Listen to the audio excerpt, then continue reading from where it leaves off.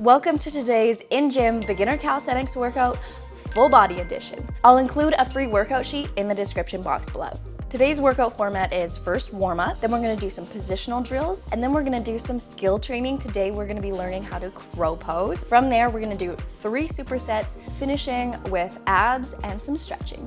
Each exercise comes with modifications to make it either easier or harder, so make sure you watch the full video. And hi, I'm Summerfunfitness. I'm a self-taught calisthenics athlete. I'm on a mission to help you easily incorporate calisthenics training so you can be fit and mobile for life. Let's get into it. Starting with my daily go-to mobility drill, and that is a lateral lunge or Cossack squat. The lateral lunge is the beginner version, and you want to think about sitting backwards rather than rotating to the side. Think about having a chair behind you. Stay long through the spine, don't allow your chest to drop too much. And then as your mobility increases, you can go into Cossack squats where you're actually sitting all the way down, but you're still staying strong through your foot, through your knee, keeping a long spine and chest up. Next, going into lateral lunge transfers. Make sure you stay strong through your feet. Think about pulling your knees backwards and your hips tucking under. You can bring your arms overhead in any of these positions to make them more difficult. And then on to wrist warm-up. I'm gonna demonstrate a bunch of drills here. You can do them for say 6 to 10 reps depending on your flexibility level. Just overall, we're gonna warm up our wrists for 2 minutes consistently. If you ever do any balancing on your hands, you will notice that if you actually warmed up your wrist, you're gonna have much more success in the drill. You're gonna feel stronger, your wrists aren't gonna hurt as fast, you're gonna have more mobility, you're gonna be more successful overall if you actually warm up your wrists and your fingers before jumping on them.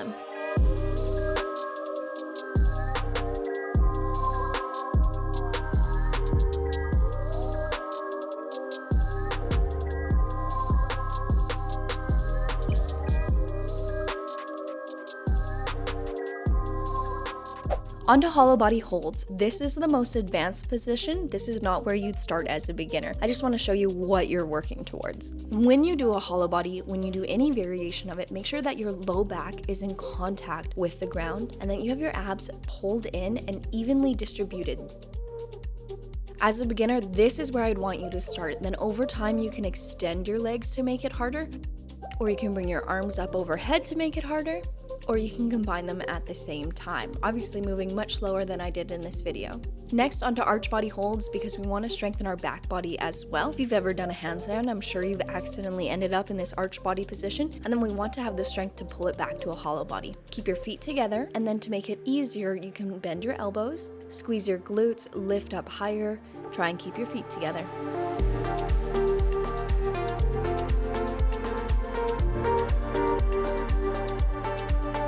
Onto an elbow plank, our last positional drill. Want to make sure that you're not arching your low back, make sure your hips are tucked under, and that your stomach is pulled in, so you don't want it sticking out too much there.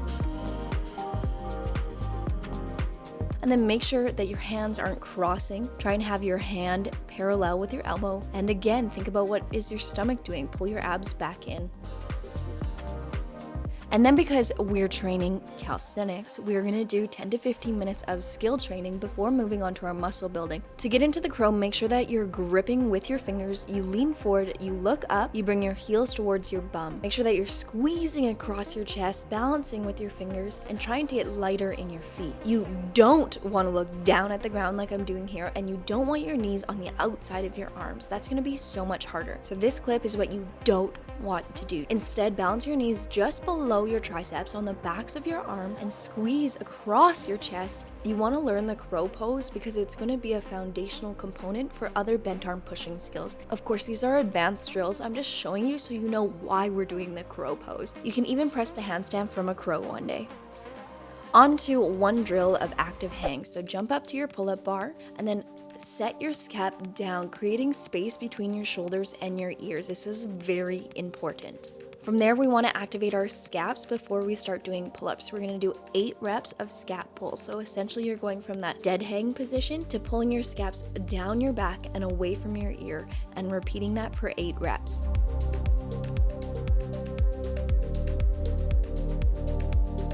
And then onto our first superset, which is gonna be pull-ups. Make sure that you have a bench underneath you so that you have something to stand on and help with your assisted pull-ups. So first, I want you to do the max amount of pull-ups you can do. So 1 to 2 pull-ups. And then do 6 to 8 negatives depending on your skill level. So I want you to jump up, engage your scap, and lower for 3, 2, 1. Then jump up again and lower. If you get really tired within the first set, see if you can place your foot somewhere on the wall or on a piece of equipment just to help assist you in getting all of your negatives. And then onto the second part of our first superset, which is going to be push-ups. You're going to start by maxing out with your full push-ups, whether that's 1 push-up or 2 push-ups or 5 push-ups. Make sure that you're keeping your core tight and you're bringing your chest down first, not your face. Your chest should come down right in between your hands. Keep your core pulled in. So this is what I don't want you to do. I don't want you to arch your lower back. Again, you might be only doing 2 push-ups. And then we're gonna move to elevated push-ups for the rest using that bench that we use to do our pull-ups. And yes, this even matters when you're doing them elevated on the bench. Onto our second superset. You're gonna start with Australian rows. We're gonna be doing 8 reps with a 2-second hold at the top. There's a few different ways to do this. So as a beginner, you might have to set up your bar quite high. I'm gonna show you a few different options. But overall, the form remains the same. Roll your shoulders back and down, squeeze them together, and then bring your chest to the bar. Squeeze at the top. Of course, you can play around with different grips.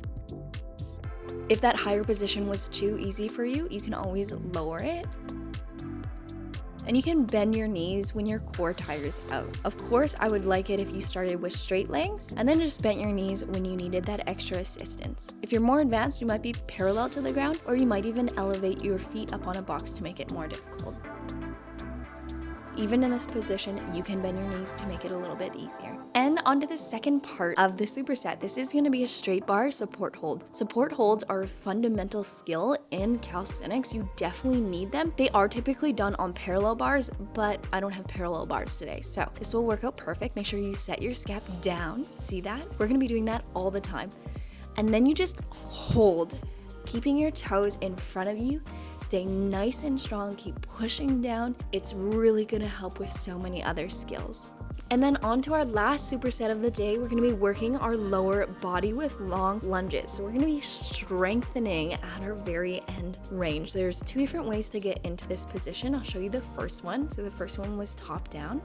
The second way to get into it is to get into your closest to a split option on the ground and then lift up from there. This is the only way that I can truly get deep enough in this. Make sure that your hips are staying parallel, so really form check yourself in the mirror and try and lock out that knee. You can do these with weights too if you wanted, but I prefer if you just went lower rather than adding weights. And then for the second part of this superset, I'm gonna show you a few different calisthenics leg options, and you're gonna pick the one that works the best for you. Please watch them all so you can make an educated decision on what's gonna be fun for you and what's within your realm. So we can do these bench assisted pistol squats. You can do them from seated. That's gonna help you maybe rock forward a little bit better. You can grab your toe if you really need to.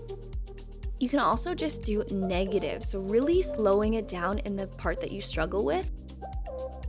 Another option is to do negative sissy squats, and here's just doing the lowering portion. If the negatives are quite easy for you, you can just do half reps with that bench beside you to assist. My hand's on the bench even though you can't tell. Or is it? It might not have been on the bench that time because I can do them. Here's another option. You can do them sliding up against the wall even though it looks a little silly, but it might help you get deeper into it. You can do them as negatives. You get to the bottom, keeping your hips tucked under, and then just get yourself up.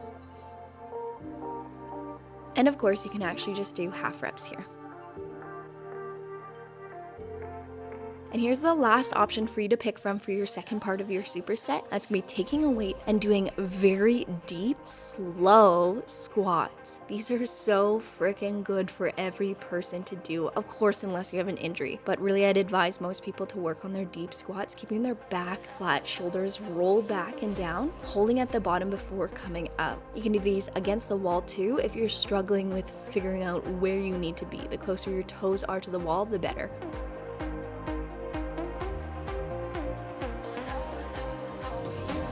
Perfect, and now we're done all of our strength building for today.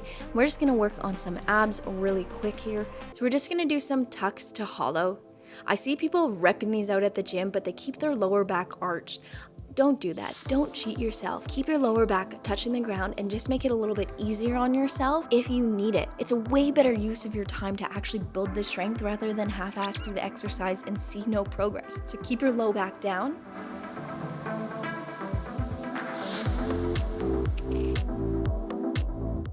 And if you just don't have the patience to do a hollow body today, here's another option for what you can do for your abs, or you can do both. I like these because I struggle with moving quickly, and I feel like they're actually gonna help me with my back flips and my muscle ups because I can drive my knees up without doing a silly butt flick thing that I keep doing. We're on to stretching. I'm just gonna leave the stretching open-ended for you because we did push, pull, and legs, so you might feel soreness differently in your body than I feel in mine, but definitely doing some spinal work is going to be excellent. I love these spinal waves. If you wanna learn more about the spinal waves, I did just have a reel come out or a YouTube short that talks all about them. I also love to use a bench and move into external shoulder rotation to get that stretch and then sink into internal, sink down, and just hang out here. And now, of course, we worked our legs too, so you can throw a leg up here, you can chill, hang out, think about how amazing this workout is. And yeah, overall, I hope you absolutely enjoyed this workout. For more free workouts, check out my website, summerfunfitness.com. Or you know what? Now that you've actually done some work, why not have some fun and watch me learn how to backflip, which is something I'm very afraid of. Hope you guys have the best day, and don't forget to download the free workout sheet. It's gonna be much easier to follow. It's just in the description box below.